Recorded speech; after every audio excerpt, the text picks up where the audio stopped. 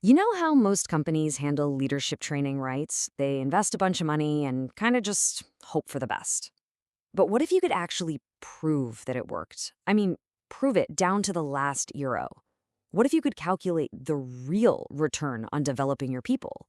Well, let's dive into a case study that did exactly that. So let's start with this number, 63,386 euros.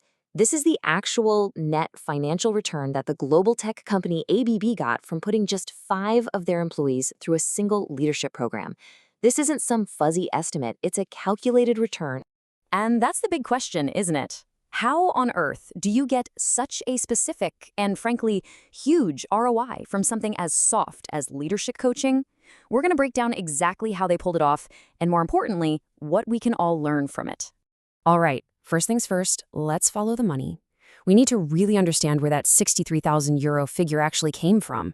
So here's the bottom line. The company put in just under 12,000 euros for the program, and the final calculated return on that investment, a pretty staggering 63,386 euros. Now, let's see how that all adds up. See, the return wasn't just some single windfall. It came from a bunch of different measurable improvements. You've got almost 9,000 euros just in saved time from people being more efficient, nearly 20,000 euros from sorting out costly internal conflicts. And look at this. The biggest piece of the pie, over 30,000 euros, came directly from the new actions these leaders started taking after the training. Okay, so a result like that, it doesn't just happen by accident. It was all the product of a really specific methodology, something called ChVmpionMind.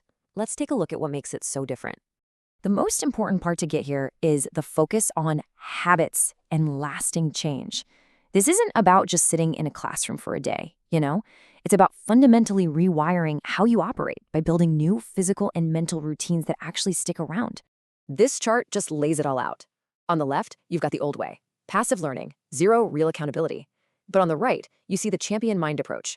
It's all about active commitment, shared responsibility, and actually monitoring the progress. It's the difference between just learning theory and truly implementing it. Okay, now this is where it gets really, really fascinating. The program didn't just measure the financial output, they were measuring the input, the actual literal changes happening inside the participants' brains. They use this tool called the neuro quotient test, or NQ for short. Think of it like a way to get a scientific, data-driven snapshot of a person's brain efficiency and their behavioral patterns. They took a baseline measurement before the program kicked off, and then another one at the end. And here's the proof in the pudding. Check this out.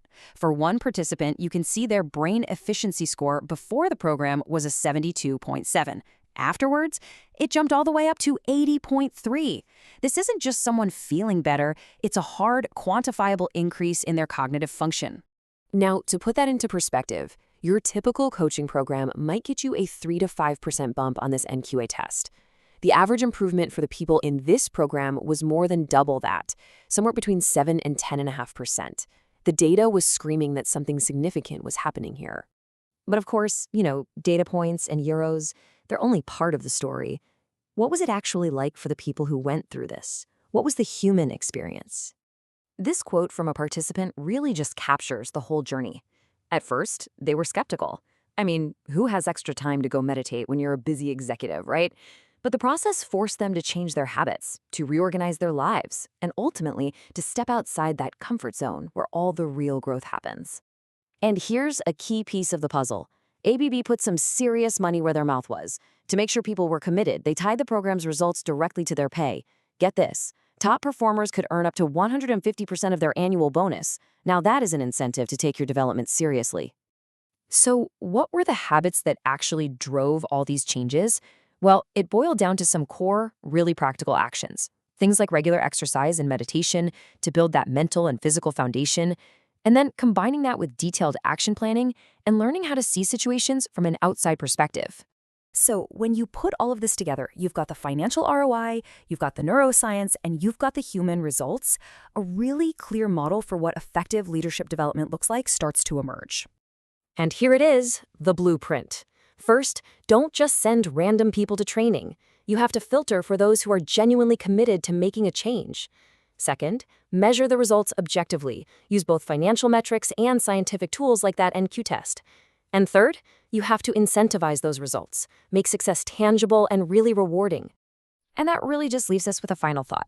This case study showed that it's actually possible to move leadership development from being a line item, a cost center, to a provable profit center. So the question is, if you could prove the return on investing in your people with this level of certainty, what would you and your organization do differently?